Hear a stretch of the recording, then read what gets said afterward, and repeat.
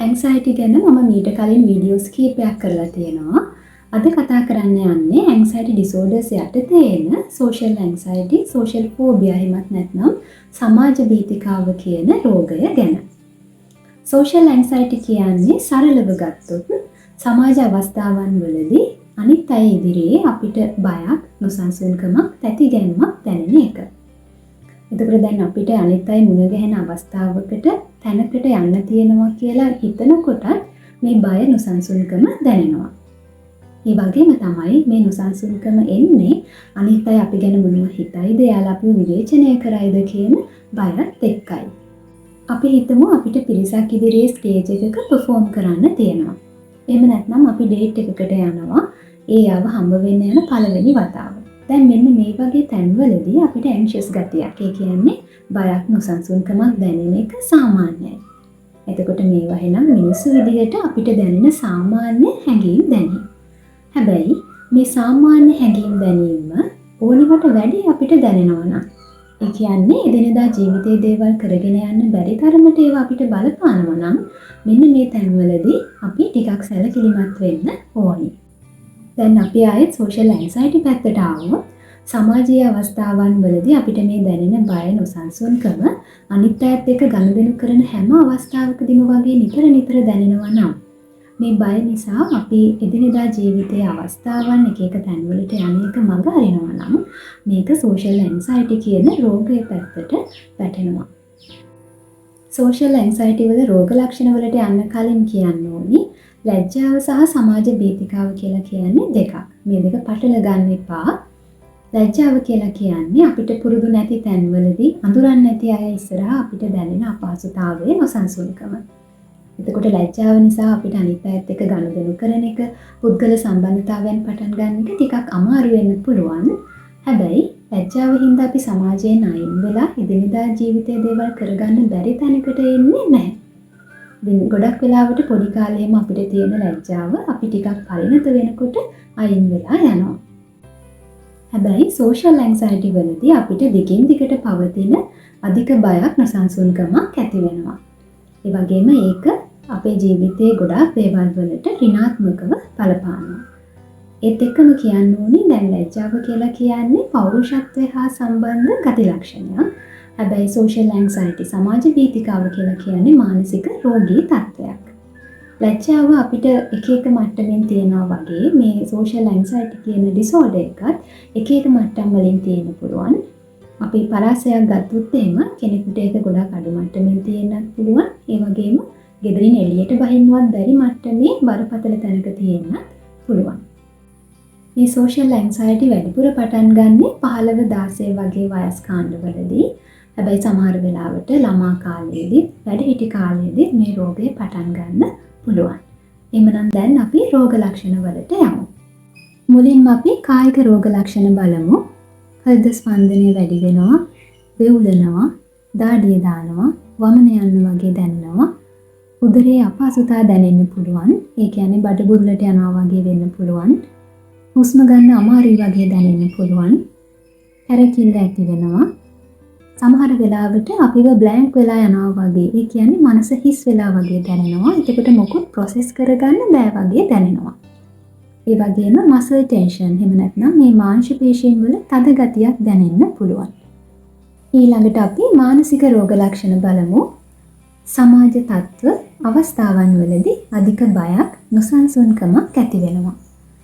අනිත් අය තමන්ව ඍණාත්මකව විවේචනය කරයි කියලා බයක් ඇති වෙනවා.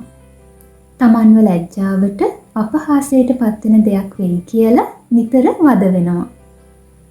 නොදන්න පුද්ගලයන් එක්ක ගනුදෙනු කරන්න ලොකු බයක් ඇති වෙනවා. තමන්ගේ තැතිගැන්ම, නොසන්සුන්කම අනිත් අය දැනගනී කියලා බයක් ඇති වෙනවා. වෙවුලනවා, දාඩිය දානවා වගේ තමන් අපහසුතාවයට පත්වෙන කායික ලක්ෂණ ඇති වෙයි කියලා බයක් ඇති වෙනවා. අනිත් අයත් එක්ක වෙන ඕනිම සිදුවීමකින් පස්සේ ඒ වෙලාවේ තමන්ගේ හැසිරීම ගැන නැවත විශ්ලේෂණය කරනවා, හිතනවා. ඕනිම සමාජ අවස්ථාවකදී, පුද්ගල සම්බන්ධතාවයකදී වෙන්න පුළුවන් නරකම දේ වෙයි කියලා බයක් ඇති වෙනවා.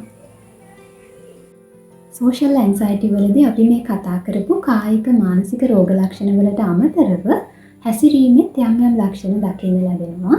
එකක් තමයි අපහාසයට ලැජ්ජාවට පත්වෙන්න වෙයි කියලා තියෙන බයට අපි අනිත් අයට කතා කරන එක පුළුවන් තරම් අගහරිනවා.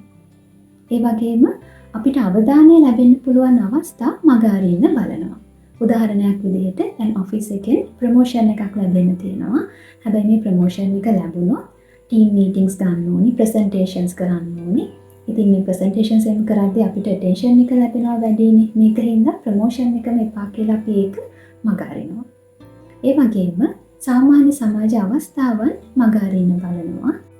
මේ සමාජ අවස්ථාවන් කියලා කිව්වේ උත්සව, හුරු පුරුදු නැති පුද්ගලයන්, ස්ථාන, ඉස්කෝලේට රැකියාවට යන එක, අනිත් අයත් එක්ක සංවාදයක් ආරම්භ කරන එක, කෙනෙක්ගේ මූණ දිහා බලාගෙන, ඒ කියන්නේ අයි කොන්ටැක්ට් තියාගෙන කතා කරන එක, අනිත් හැමෝම ඉඳගෙන ඉන්න හෝල් එකකට, රූම් එකකට ඇතුල් වෙන එක, අනිත් අය ඉස්සරහා කෑම ගන්න එක, පොදු විවේකාගාර පාවිච්චි කරන එක.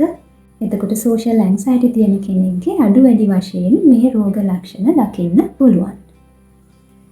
එහෙමනම් සමාජ සම්බන්ධතාවවලදී අධික බයක් දැනෙනවා නම්, අනිත් අය තමන්ව ඍණාත්මකව විවේචනය කරයි කියලා නිතර බයක්, නොසන්සුන්කමක් දැනෙනවා නම්, හැම සමාජ සම්බන්ධතාවයක්ම අවස්ථාවක්ම වගේ බයක්, නොසන්සුන්කමක් ඇති කරනවා නම්, අධික බය නිසා සමාජ සම්බන්ධතා අවස්ථාවන් මග අරිනවා නම්, මේ අධික බය, නොසන්සුන්කම ඇති වෙන්නේ යම් මත්ද්‍රව්‍යයක්, ඖෂධයක්, එහෙම නැත්නම් පාකින්සන්ස් වගේ කායික රෝගී තත්ත්වයක් නිසා නොවේ නම්, අධික බය, නොසන්සුන්කම දිගින් දිගටම මාස 6කට වඩා වැඩි කාලයක් තිස්සේ පවතිනවා නම්, ඔබ සමාජ බීතිකාව කියන රෝගී තත්ත්වයෙන් පීඩා විඳිනවා වෙන්න පුළුවන්.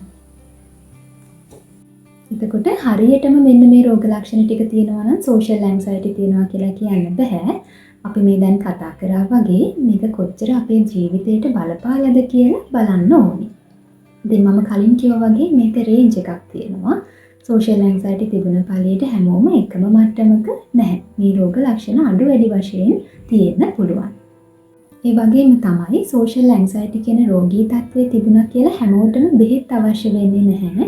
සමහර අයට තෙරපි සයිඩ් එක විතරක්. ඒ කියන්නේ කවුන්සලින් වගේ දෙයක් හරහා අපි හිතන හැටි, අපිට එන සිතුවිලි වලට අපි ප්‍රතිචාර දක්වන හැටි, හැසිරෙන හැටි වෙනස් කර ගන්නවා නම් අපිට ඉන්න මට්ටමින් හොඳ තැනකට එන්න පුළුවන්. හැබැයි සමහර වෙලාවට අපිට බෙහෙත් ගන්න එක අවශ්‍ය වෙනවා. ඒ කියන්නේ මේක ටිකක් බරපතල මට්ටමේ තියෙනවා නම් අපිට හිත සංසුන් කරගන්න එක, මේ බය අඩු කරගන්න එක, තනියම කරගන්න බැරි වෙනවා. ඒ වෙලාවට බෙහෙත් වලින් අපේ මොළේ කෘත්‍රිමව රසායනික වෙනස්කමක් සිදු කරනවා. රසායනික වෙනස්කම් කියලා කිව්වේ බෙහෙත් වලින් මොළේ තියෙන මේ සෙරටොනින්, ඩෝපමින් මට්ටම වැඩි කරනවා. එතකොට අපිව රිලැක්ස් වෙනවා. හැබැයි බෙහෙත් වලින් විතරක් නවතින්න එපා. මොකද බෙහෙත් ගන්න වෙලාවට මේක අඩු වුණාට ඊට පස්සේ ආයෙ මොකක් හරි සිදුවීමකින් මේක ට්‍රිගර් වෙන්න පුළුවන්. ඒක නිසා බෙහෙත් වලින් යම් තරමකට මේක කන්ට්‍රෝල් කරගත්තට පස්සේ තෙරපි වලට යොමු වෙන්න. එතකොට මේ රෝගය ගැන හොඳ අවබෝධයක් අරගෙන, හිත වැඩ කරන හැටි දැනගෙන, මේ එන සිතුවිලි වලට ප්‍රතිචාර දක්වන්න ඕනි විදිය දැනගෙන, අපේ ජීවන රටාවේ හොඳ වෙනස්කම් සිදු කරගන්නවා නම් අපිට දීර්ඝ කාලීනව ගොඩක් හොඳ රිකවරි එකකට යන්න පුළුවන්. අවසාන වශයෙන් වැදගත්ම දේ තමයි නිවැරදි ප්‍රතිකාර සහ ඔබේ උත්සාහය තියෙනවා නම් මේ සෝෂල් ඇන්සයිටි, සමාජ බීතිකාව කියලා කියන්නේ සම්පූර්ණයෙන් හොද කරන්න පුළුවන් රෝගී තත්ත්වයක්. ඉතින් මේ සෝෂල් ඇන්සයිටි වලින් ගැලවෙන්න අපිට කරන්න පුළුවන් දේවල් මොනවද කියලා අපි තව වීඩියෝ එකකින් කතා කරමු. එහෙමනම් ඔයාලා හැමෝටම සුබ දවසක්.